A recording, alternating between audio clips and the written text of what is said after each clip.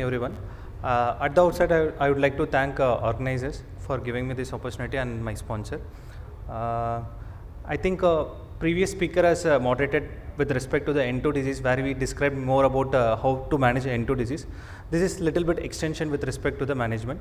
Here we are going to deal more about how we are defining the unresectable non-small cell lung carcinoma and what is the disease complexity with respect to the non-small cell lung cancer, especially when it comes to N2 disease, N2 and N3 disease, and role of concurrent chemo or radiation therapy in this management of unresectable non-small lung cancer. Along with that, how we plan for consolidation treatment in this option. Either it could be Pacific trial and LAURA trial. These are the two main point of discussion with respect to the topic. And we all know that overall stage 3 lung cancer varies from, it could be in the both end of spectrum. It varies from T1 disease to T4 disease, as well as in the nodal stages also from N1 to N3 disease. This stage 3 lung cancer contributes almost about 30% of lung cancer are contributed by stage 3 lung cancer, and it varies with respect to the size and the nodal architecture in this scenario. Coming to the unresectable lung cancer and disease complexity, this is with respect to NCCN AJCC staging. We can see total what are the treatment options with respect to the available treatment. Coming to the chemoradiotherapy and management of stage 3 lung cancer, we have different sequence of management of lung cancer in this scenario. Either you can go with induction chemotherapy followed by surgery, or induction chemotherapy followed by chemoradiation, or it could be induction concurrent chemoradiotherapy followed by consultant chemotherapy. What are all the advantages and disadvantages with respect to each of this management? Coming to the guidelines, what is the recommendation with respect to management of unresectable lung cancer in this scenario? This is with respect to stage 3B, whether with patient having T4 or N2 disease in this scenario, and we have to always stage the patient, rule out any possibility of metastasis in this scenario. Go with the PET scan, go with the MRI brain, definitely rule out the possibility of brain metastasis in this scenario, and then assess for the mediastinal evaluation. By doing the mediastinoscopy or EBUS or whichever the patient is required, accordingly you go with the mediastinal evaluation and assess for the mediastinal nodal disease status. If the mediastinal nodal status is negative, then you can consider for the initial treatment, discussing with the MDT, take a call whether go ahead with the surgery or not. If the mediastinal nodal is positive, definitely this patient should be considered for concurrent CTRT. Assess the fitness of the patient. If the patient is fit, then go ahead with the CTRT. This is with respect to the guidelines of the patient. As you can see, the guidelines is very complex because multiple factors are involved in the decision making for the treatment management in this patient. And coming to the role of consolidation therapy in improving outcome in this scenario. There are various trials, various kind of targeted therapy, chemotherapy has been tried in this setting, especially post chemoradiotherapy setting, but none of them has shown either advantage in terms of OS in this scenario. Coming to the outcomes in patients with unresectable stage 3 non-small lung cancer with respect to Pacific trial. Pacific trial, we all know that patients who are having unresectable non-small cell lung cancer, especially stage 3, who are received concurrent CTRT at least to the minimum requirement of 2 doses of chemotherapy in this scenario. Also, the other requirement is patient should not have any disease progression during the time of CTRT. So, they selected a good group of patients who didn't have any progression with respect to the chemoradiation. Those patients will be selected in this scenario. Patient is more than 18 years of age and patient seems to be good, fit enough for further continuation of treatment in this scenario. And the patient has been randomized in a 2:1 ratio to the trial arm, which contains durvalumab 10 mg per kg. It continued for a period of duration of 1 year, and the placebo arm contains placebo. And it has a dual primary endpoint, which includes both progression-free survival as well as overall survival. And the key secondary endpoints include response rate and duration of response in this scenario. I am going to discuss mainly about the outcome of the study with respect to Pacific study design. The Pacific study design has shown good amount of difference in terms of overall survival, where the 5-year overall survival rate goes to 43% in this situation, which is really good. And also the other important thing is median overall survival. Median overall survival, when we add durvalumab in this scenario, it goes up to 45 months. In the placebo arm, it is only 29 months. So it has shown statistically significant difference in terms of progression overall survival. Coming to which are all the subgroup of patients who had benefit with respect to overall survival in terms of using durvalumab in the maintenance setting post CTRT. We can see 3 specific group of patients who had much more benefit in this situation.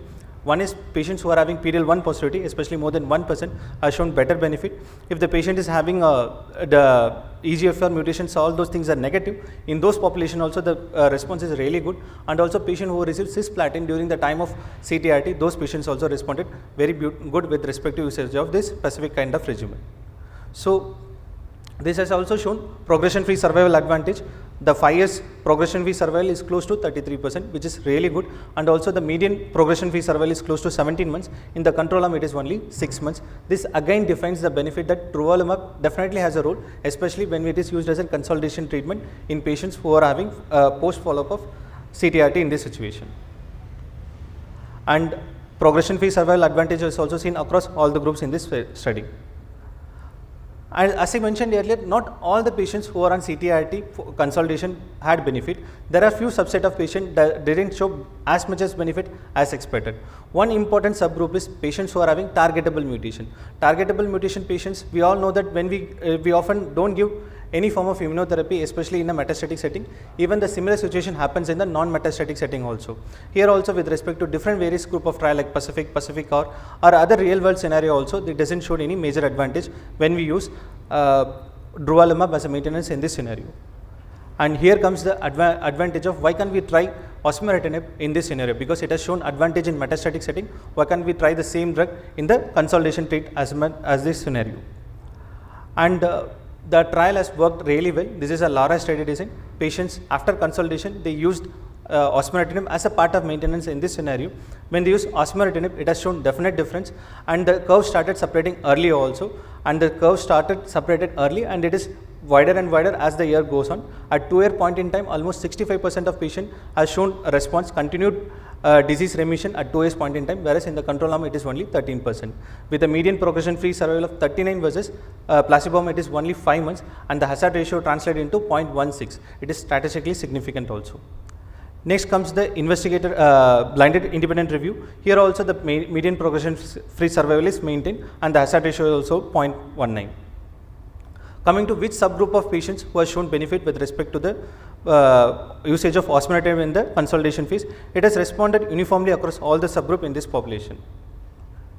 Coming to the advantage in terms of CNS progression-free survival, we all know that this targetable mutation form of lung cancer, they have high propensity for brain metastasis, which is seen with ALK positive lung cancer, which is seen with EGFR positive lung cancer also. Here also the drug has shown significant benefit, because in patients with CNS event, the number of event is significantly lesser. It is 83 versus 43 in the control arm. And hazard ratio is also significant in this particular subset. Coming to the reduction of risk of CNS progression with osimertinib, again it is showing advantage.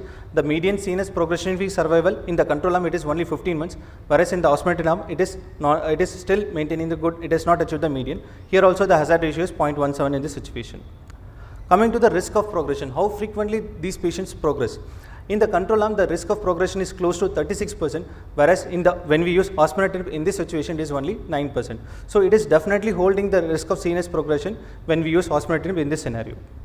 Coming to the time to distant metastasis or death with respect to the blinded independent review, again the osimertinib is making difference not only in terms of avoiding CNS, delaying the CNS progression, it is also delaying the progression in distant metastatic site also.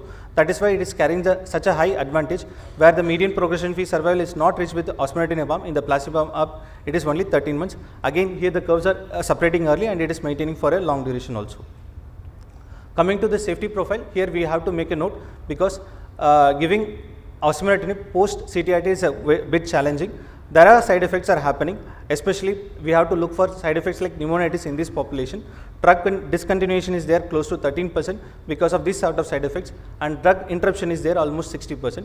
But if we manage these side effects, we are able to definitely provide good amount of relief in this patient with respect to the drug. Coming to what all the different side effects happening in this patient, majority of them are grade 1 and grade 2. Very few patients had grade 3 in this population, and most notable side effects like radiation pneumonitis and diarrhea in this population. With this, the guidelines also updated with respect to NCCN guidelines, ASCO guidelines, ESMO guidelines also. It is recommended that when the patient is going for a definitive CTRT, definitely the option of using consolidation durvalumab in this scenario. If the patient is not having any targetable mutation, if they are having targetable mutation like exon 19 deletion or L858R mutation, then definitely considering osimertinib is a good choice in this population.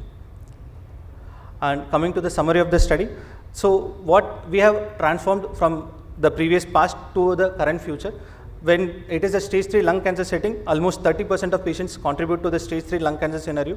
With the use of concurrent CTIT, the median overall survival is 17 to 18 months in this situation. With the advent of Pacific trial, the median progression-free survival is 16 months with the usage of durvalumab in the consolidation setting.